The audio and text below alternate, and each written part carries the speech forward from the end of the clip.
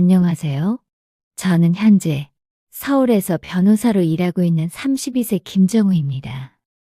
오늘 여러분께 제 인생을 완전히 바꿔놓은 이야기를 들려드리려고 해요.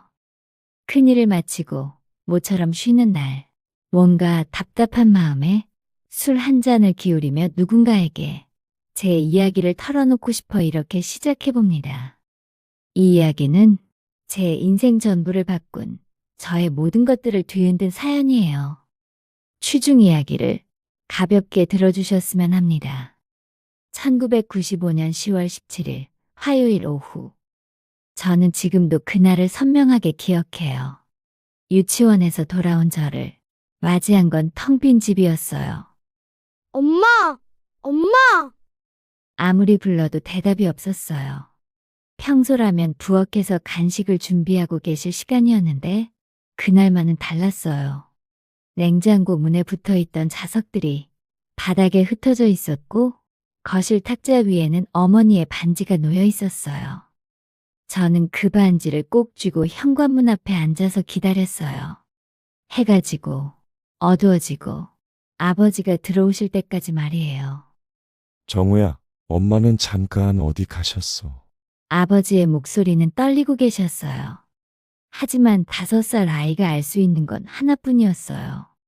어머니가 사라졌다는 것, 그리고 그 이유를 누구도 제대로 말해주지 않는다는 것이었어요. 저희 가족은 동네에서 모범 가정으로 불렸어요.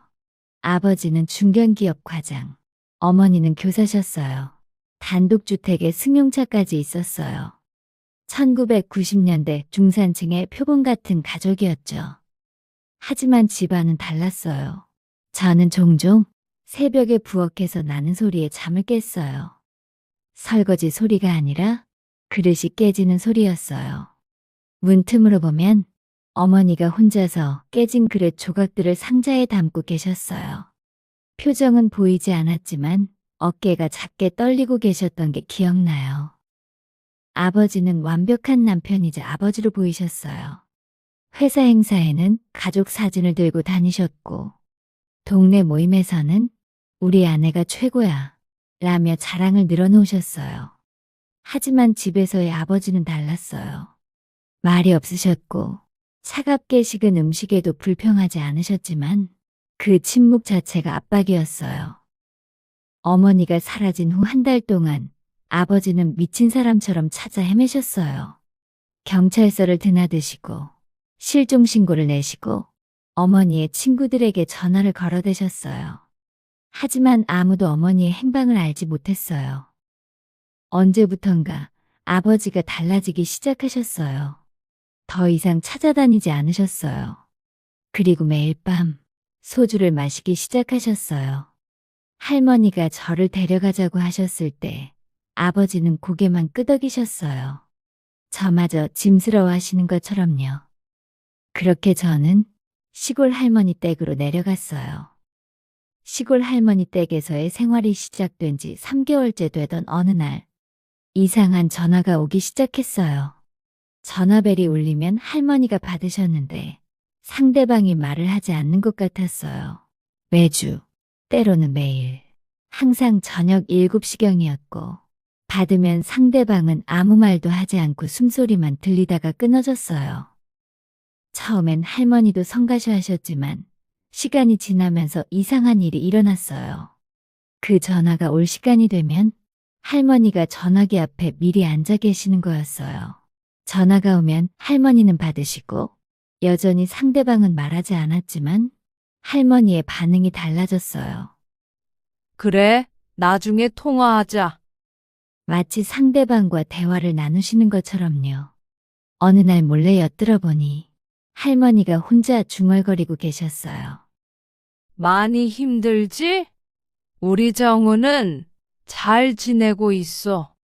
키도 많이 컸고 공부도 잘하니까 걱정하지 마.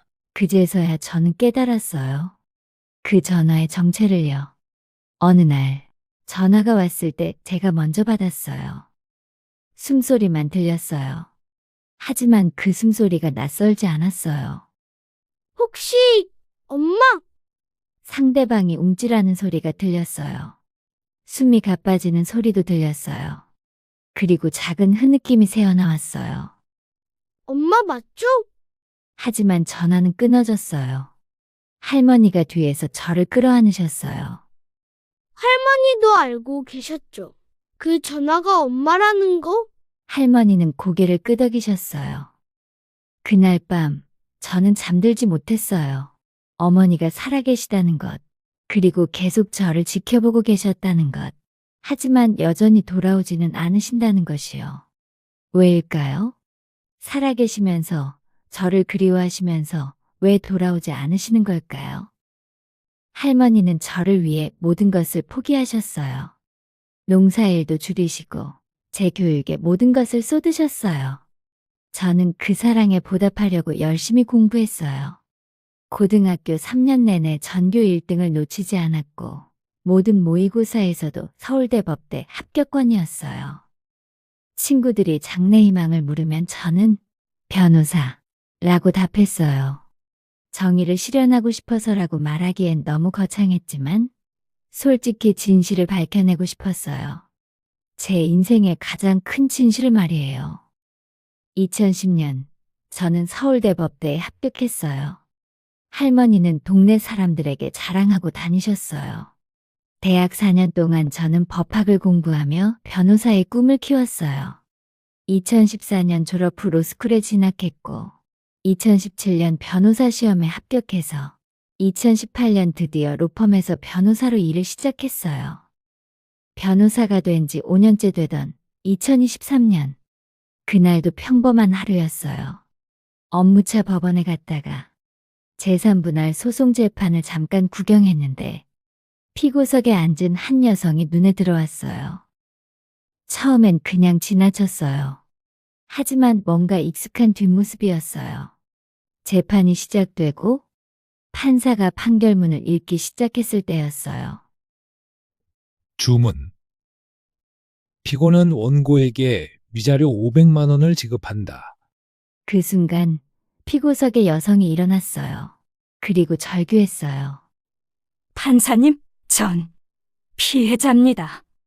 법정 경위가 제지하려 했지만 그 여성은 계속 소리쳤어요. 그동안 얼마나 힘들었는데, 그런데 왜 제가 돈을 줘야 해요? 그 목소리를 듣는 순간 저는 얼어붙었어요. 그 목소리를 저는 알고 있었어요. 여성이 고개를 돌렸을 때 저는 확신했어요. 어머니였어요. 어머니는 울고 계셨어요. 28년 전 제가 기억하던 모습과는 너무 달랐어요. 훨씬 더 야위셨고 머리는 반백이 되셨으며 무엇보다 절망에 가득 찬 표정이셨어요. 법정 경위들이 어머니를 끌어내려 했지만 어머니는 저항하셨어요. 그 과정에서 어머니와 제 시선이 마주쳤어요. 어머니는 저를 계속 바라보셨어요. 마치 깊은 그리움과 애절함이 담긴 시선으로요. 저도 어머니를 바라볼 수밖에 없었어요. 법정에서 이런 식으로 만날 줄은 몰랐어요. 어머니는 결국 법정에서 끌려나가셨어요. 재판이 끝난 후 저는 사건 기록을 확인했어요. 원고는 김정수, 피고는 김민정. 어머니의 이름이었어요. 이혼 소송이었고 그것도 어머니가 재판에서 지게 되었어요. 저는 변호사를 찾아갔어요. 의뢰인이 참 안타까운 케이스예요. 결혼 생활하면서 남편의 폭력에 시달리다가 어쩔 수 없이 집을 나가 떨어져 살았는데 법적으로 이혼을 하려고 하니까 오히려 남편이 역구소를 한 거죠. 변호사의 말에 저는 충격을 받았어요. 어머니가 폭력에 시달리고 계셨다는 것이요. 그날 밤 저는 잠들 수 없었어요. 계속 어머니의 절규하시는 모습이 떠올랐어요. 어머니는 정말 억울해하고 계셨어요. 하지만 그 억울함이 무엇인지 저는 전혀 알지 못했어요. 저는 결심했어요. 어머니를 찾아가서 진실을 들어보자고요. 어머니의 주소를 알아내는 것은 어렵지 않았어요. 변호사라는 직업의 장점이었죠. 서울 강북구 수유동, 낡은 빌라촌 지역이었어요. 토요일 오후, 저는 드디어 그 주소로 향했어요. 어머니가 사시는 곳은 낡은 4층짜리 건물의 201호였어요. 저는 그 문 앞에서 1시간 동안 서 있었어요. 초인종을 누르려다가 손을 내렸다가 다시 올렸다가 몇 번을 반복했어요. 1시간 후 저는 드디어 초인종을 눌렀어요. 누구세요? 28년 만에 듣는 어머니의 목소리였어요. 여전히 따뜻했지만 예전보다 조심스러워 보였어요. 정우예요. 몇 초인지 몇 분인지 모를 정도로 긴 침묵이 흘렀어요. 정우? 우리 정훈이? 어머니의 목소리가 떨리고 계셨어요. 네, 맞아요. 어머니가 체인을 풀고 문을 활짝 여셨어요. 28년 만에 재회였어요. 어머니는 많이 변해 계셨어요. 키가 더 작아 보이셨고 머리는 완전히 휘어졌으며 얼굴에는 깊은 주름이 패여 있었어요. 하지만 여전히 제가 기억하던 그분이셨어요. 어떻게 나를 찾았니? 그건 나중에 설명드릴게요. 일단 들어가도 될까요? 어머니가 문을 열어주셨어요. 원룸이었어요. 15평도 안 되는 작은 공간에 침대와 작은 식탁, 미니 냉장고가 전부였어요. 벽에는 제 어릴 때 사진이 붙어 있었어요. 5살 때 유치원 졸업사진, 초등학교 입학식 사진. 저는 그 사진들을 보며 깨달았어요. 어머니는 저를 잊으신 적이 없었어요. 단 하루도요. 어머니는 급하게 차를 끓이시며 앉으라고 하셨어요. 손이 떨리셔서 찻잔을 제대로 놓지 못하셨어요. 저는 그런 어머니를 바라보며 복잡한 감정에 휩싸였어요. 어머니는 제 얼굴을 자세히 들여다보시며 말씀하셨어요. 많이 컸구나. 키도 크고. 변호사가 됐다고 할머니한테 들었어. 할머니와 가끔 안부 정도만 연락하고 계셨다고 하셨어요. 저희는 한동안 말없이 차만 마셨어요. 28년의 공백을 무슨 말로 채울 수 있을까요? 저는 어머니에게 28년 동안 궁금했던 것을 물어봤어요. 엄마, 아직도 저를 애틋하게 생각하세요? 당연하지. 너무 당연한 걸 물어보네. 어머니의 부드러운 목소리와 다르게 어머니는 아까보다 더 많이 눈물을 흘리고 계셨어요. 그리고 저는 정말 궁금했던 질문을 끝내 내뱉었어요. 그런데 왜 저를 안 데려갔어요? 무서워서. 예상하지 못한 대답이었어요. 제가 예상했던 대답은 미안하다, 어쩔 수가 없었다, 새 남자를 만났다 이런 것들이었어요. 대체 뭐가 무서웠다는 건지 저는 어머니의 뒷말을 기다렸어요. 그리고 어머니께서 차근차근 말해주신 내용은 지금까지의 제 모든 기억을 송두리째 뒤흔들 만큼 충격적이었어요. 어머니는 22살의 어린 나이에 10살이나 많은 아버지와 결혼하셨다고 했어요. 나이 차이가 많이 나서 어머니 집에서는 반대가 심했지만 어머니는 친정과 의절을 하면서까지 아버지를 택했다고 했어요. 아버지는 어머니에게 정말 잘해주었고 경제적으로 부족함 없이 살게 해주겠다는 믿음까지 주었다고 했어요. 그런데 시간이 지나고 아버지는 날이 갈수록 집착을 하셨다고 했어요. 어머니가 마트에 장만 보러 가도 누굴 만났냐며 집착을 했더랍니다. 뱃속에 아이를 품고 있는 임산부였는데도 같이 다닐 때 남자 눈만 마주쳐도 아는 사이냐고 추궁했고 심지어는 뱃속에 있던 제가 정말 자신의 아이인지까지도 의심했다고 했어요. 단언컨대 아버지와 연애할 때부터 결혼 생활을 하는 동안 단 한 번도 다른 남자와 바람을 피운 적이 없다고 하셨어요. 어머니는 단호하게 말씀하셨어요. 그럴 리가 없었어요. 제 기억 속 어머니는 허구한 날 바람을 피우셔서 아버지에게 붙잡혀 들어오던 분이셨거든요. 어머니는 이 모든 사실을 부정하셨어요. 아버지는 어느 날부터 생활비를 주지 않았다고 했어요. 의처증이 심한 아버지는 어머니가 돈이 있으면 다른 남자를 만나지 않을까 하는 상상을 한 거죠. 제 분유값이며 기저귀 값이 없어 벌어야 했던 어머니는 결국 나가서 일을 했다고 했어요. 흐릿한 제 기억엔 없지만 어머니는 항상 어린이집에 데려다주고 바로 일을 하러 가셨다고 했어요. 그리고 아버지는 그걸 바람 피운다고 생각한 것이죠. 그래서 하는 수 없이 나중에는 집에 있는 물건이라도 팔아서 제 옷을 사고 마트에서 장을 봤다고 하셨어요. 그리고 더 어이없는 것은 이러한 집착을 하던 아버지가 너도 바람 피운 김에 나도 피우겠다며 어느 순간부터 바람을 피우기 시작했답니다. 그 여자가 한둘이 아니었다고 하셨어요. 그 순간 제 머릿속에 그간 아버지의 모습이 빠르게 스쳐갔어요. 쉬는 날에도 바삐 나가시는 모습, 항상 단정하고 꾸미며 나가는 그 모습들. 여자를 만나러 가는 거였나 생각이 들었어요. 그와 동시에 역겨운 기분이 들었어요. 아버지의 집착에 어머니는 굴복하지 않았답니다. 계속해서 살 궁리를 하셨고 그 압박에서 벗어날 궁리를 하신 거죠. 하지만 그럴 때마다 오히려 아버지는 더 화를 내셨고 결국에 아버지는 어머니에게 손찌검까지 하셨답니다. 믿을 수가 없었어요. 어릴 적부터 아버지가 많이 바쁜 탓에 많이 보진 못했지만 아버지는 인자하고 다정하신 분이었어요. 저를 보고 항상 웃어주셨고 제게 화 한 번 내신 적도 없던 분이셨어요. 혼란스러운 표정을 하고 있으니 어머니께서 잠깐 기다려봐 라며 안방에 들어가시더니 사진 몇 장을 가져오셨어요. 등이며 어깨며 허벅지며 멍이 들고 상처가 난 여러 장의 사진이었어요. 모두 어머니셨어요. 친구가 소개해준 변호사가 혹시 모르니 사진이라도 남겨둬라고 해서 찍어두었답니다. 그리고 어머니는 또 한 번 충격을 주었어요. 이 상처 중 일부는 할머니가 하신 거라고 했어요. 3대 독자인 아버지를 애지중지하며 키운 할머니는 아버지의 말이라면 뭐든 믿었고 뭐든 해줬어요. 하지만 그게 폭력에도 해당될 줄은 몰랐던 거죠. 어느 날 어머니를 때리고 있는 아버지를 본 할머니는 처음엔 말리다가 아버지의 말도 안 되는 상상을 전해 듣고는 그 폭력에 기꺼이 가담한 거죠. 그렇게 어머니는 시어머니와 남편에게 맞는 여자가 된 것이었어요.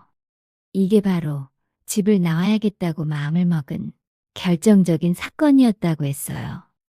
어머니의 가출은 제가 아주 어릴 때부터 시작되었다고 했어요.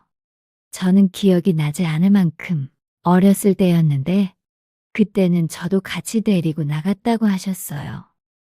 그런데 대체 어떻게 된 건지 그때마다 아버지에게 붙잡혔다고 했어요. 나중에 알고 보니 아버지가 동창이며 사촌이며 아는 사람에겐 모조리 다 전화를 걸어서 저를 찾아 나섰다고 해요. 그것도 한두 번이지. 더 나중엔 흥신소 사람들에게 돈까지 주어가며 어머니를 찾아냈다고 했어요. 어머니는 대체 어디까지 찾아내나 보자 하는 생각으로 우선 저를 두고 거처를 마련하려 계속 가출을 시도했다고 했어요.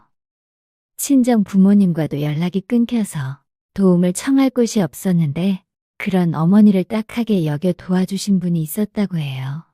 한때 잠시 같이 일을 했던 곳 아주머니였는데 지방 성당에 수녀님들과 함께 지낼 수 있게 자리를 마련해 줄 수 있다고 하신 거죠.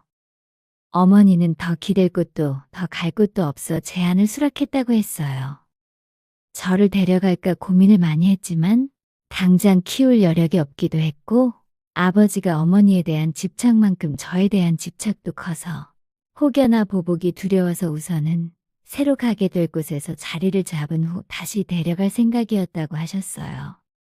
그렇게 찾아온 게 제가 초등학교 5학년 때였고 아무것도 몰랐던 저는 그런 어머니를 내쳤던 거죠.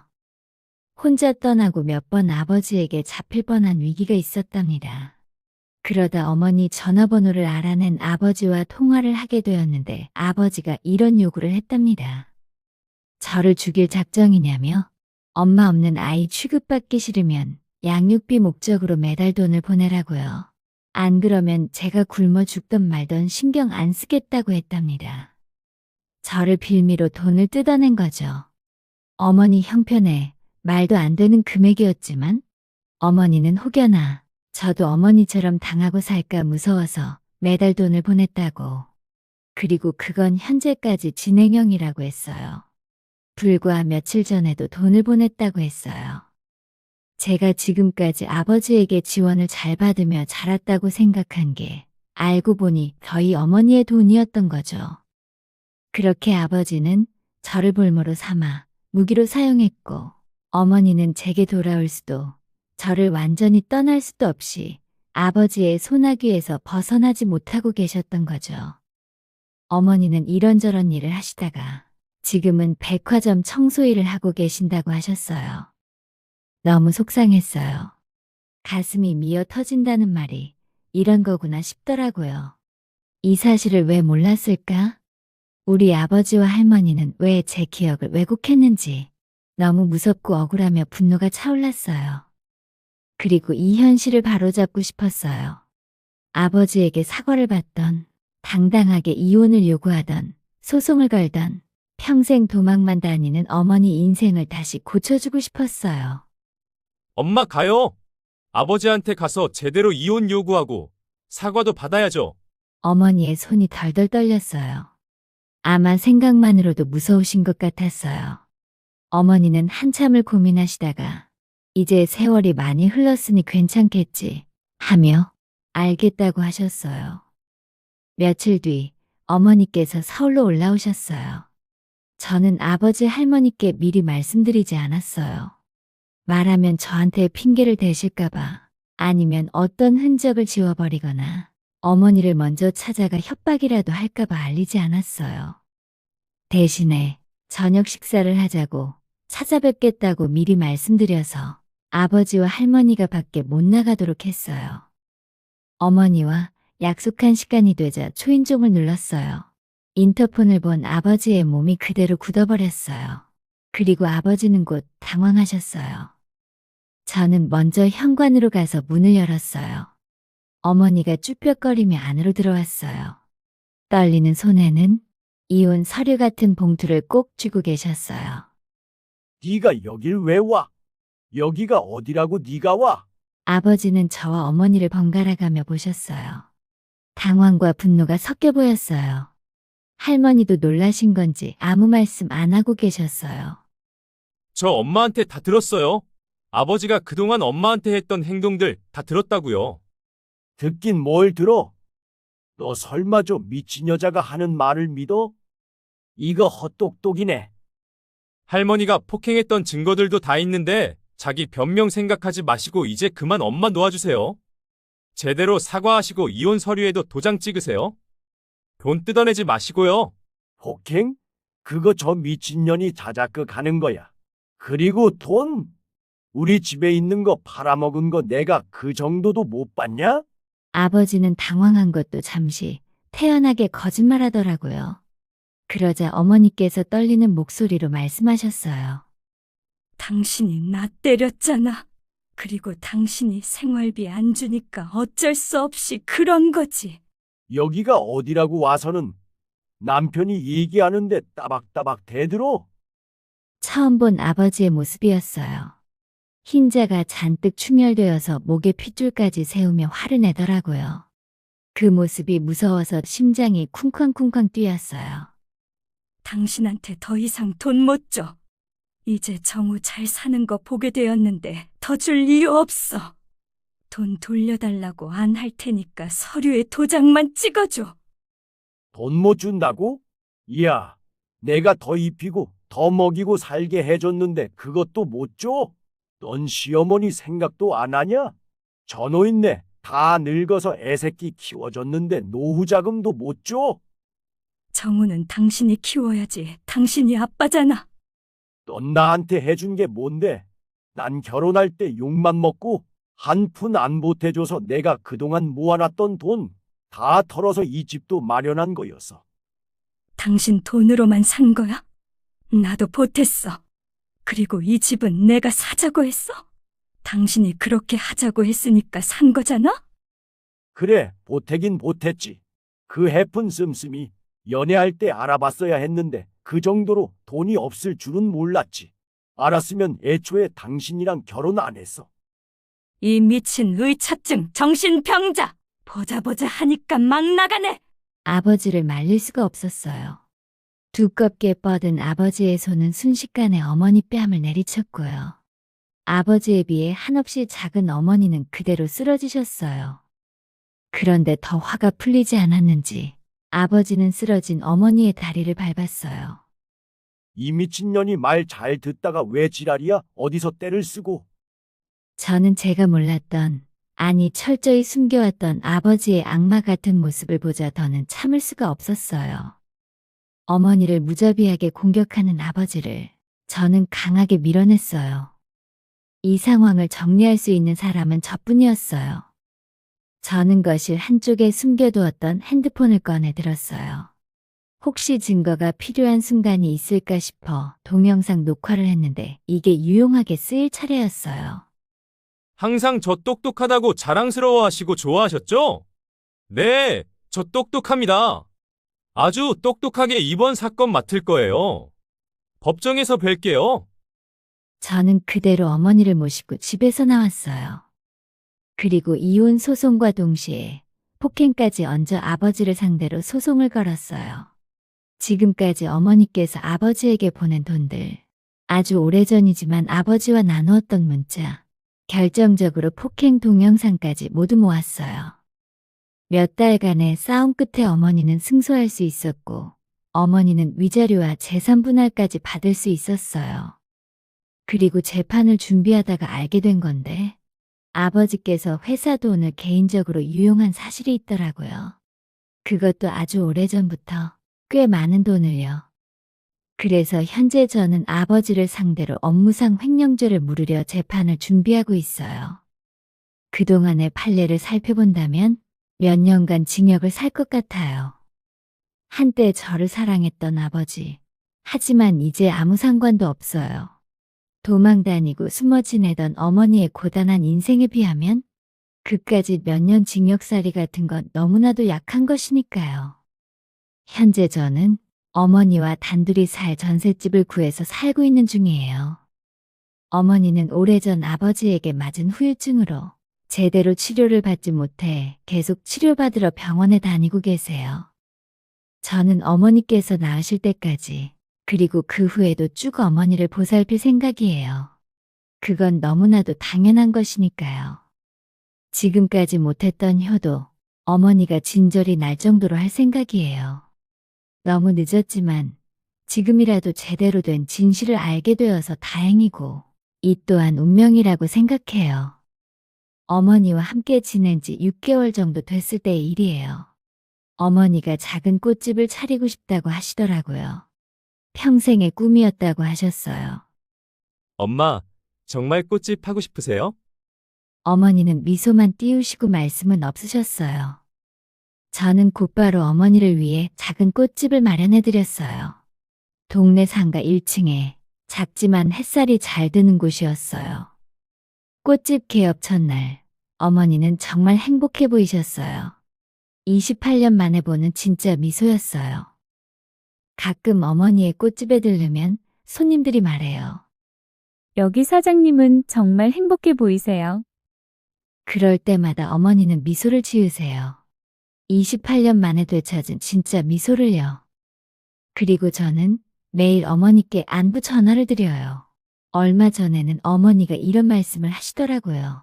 28년 동안 저를 많이 안아주지 못한 게 너무 후회된다고. 저는 어머니를 다시 안아드렸어요. 이제부터는 매일 안아드릴게요. 어머니의 작은 집에는 새로운 사진들이 걸렸어요. 28년의 공백을 메우기 시작한 저희의 새로운 추억들이었어요. 법정에서 처음 어머니를 봤을 때의 절규하는 모습은 이제 기억 속에 묻혔어요. 대신 꽃집에서 환하게 웃으시는 어머니의 모습이 제 마음을 가득 채우고 있어요. 어머니가 떠나신 날부터 그 진실을 밝히기까지 긴 시간이 걸렸어요. 하지만 포기하지 않아서 다행이에요. 진실은 언제나 빛을 발해요. 시간이 걸릴 뿐이에요. 그리고 사랑하는 사람을 지키는 일에는 늦은 때라는 것이 없어요. 어머니와 저의 새로운 이야기는 지금 시작되고 있어요. 진실은 언제나 승리합니다. 그리고 가족의 사랑은 시간을 초월합니다. 지금까지 제 사연 들어주셔서 감사합니다. 재미있으셨다면 구독과 좋아요를 눌러주세요. 감사합니다.